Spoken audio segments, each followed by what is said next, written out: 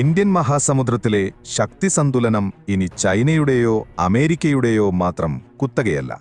ഇന്ത്യയുടെ സമുദ്രമേഖലയിലെ തന്ത്രപരമായ ആധിപത്യം ലക്ഷ്യമിട്ടുകൊണ്ട് രാജ്യത്തിന്റെ ചരിത്രത്തിലെ ഏറ്റവും വലുതും അത്യാധുനികവുമായ പടക്കപ്പലായ പ്രോജക്റ്റ് 18 നിശബ്ദമായി പുരോഗമിക്കുകയാണ്.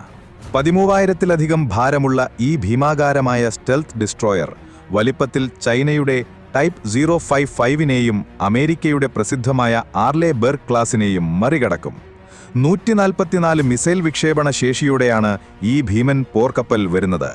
ബ്രഹ്മോസ് സൂപ്പർസോണിക് ക്രൂയിസ് മിസൈലുകൾക്കൊപ്പം ഇന്ത്യ വികസിപ്പിക്കുന്ന അടുത്ത തലമുറ ഹൈപ്പർസോണിക് ആയുധങ്ങളും ഇതിൽ സജ്ജീകരിച്ചിരിക്കുന്നു.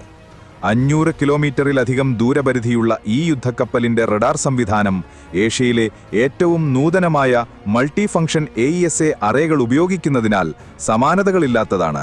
ഇത് ഇന്ത്യയ്ക്ക് ശത്രുഭീഷണികൾ അതിർത്തിയിലെത്തും മുൻപേ തിരിച്ചറിയാനും നിരീക്ഷിക്കാനും തന്ത്രപരമായി പ്രതിരോധിക്കാനുമുള്ള നിർണായകമായ മേൽക്കൈ നൽകുന്നു. ആത്മനിർഭർ ഭാരത് പദ്ധതിക്ക് കീഴിൽ പൂർണ്ണമായും ഇന്ത്യയിൽ നിർമ്മിക്കുന്ന ഈ യുദ്ധക്കപ്പൽ റഡാർ ഓപ്പ്, മിസൈൽ ശേഷി, തദ്ദേശീയ സാങ്കേതിക വിദ്യയുടെ സമന്വയം എന്നിവയിൽ നാറ്റോ ക്ലാസ് കപ്പലുകളെയും കടത്തിവെട്ടും. ഇത് കേവലം ഒരു പ്രതിരോധ നീക്കമല്ല, മറിച്ച് ചൈനയുടെ വർദ്ധിക്കുന്ന നാവികശക്തിക്ക് ഇന്ത്യ നൽകുന്ന തന്ത്രപരമായ മറുപടിയും ഇന്ത്യൻ മഹാസമുദ്രത്തിൽ ആധിപത്യം സ്ഥാപിക്കാനുള്ള ഇന്ത്യയുടെ ദൃഢനിശ്ചയത്തിന്റെ പ്രഖ്യാപനവും കൂടിയാണിത്.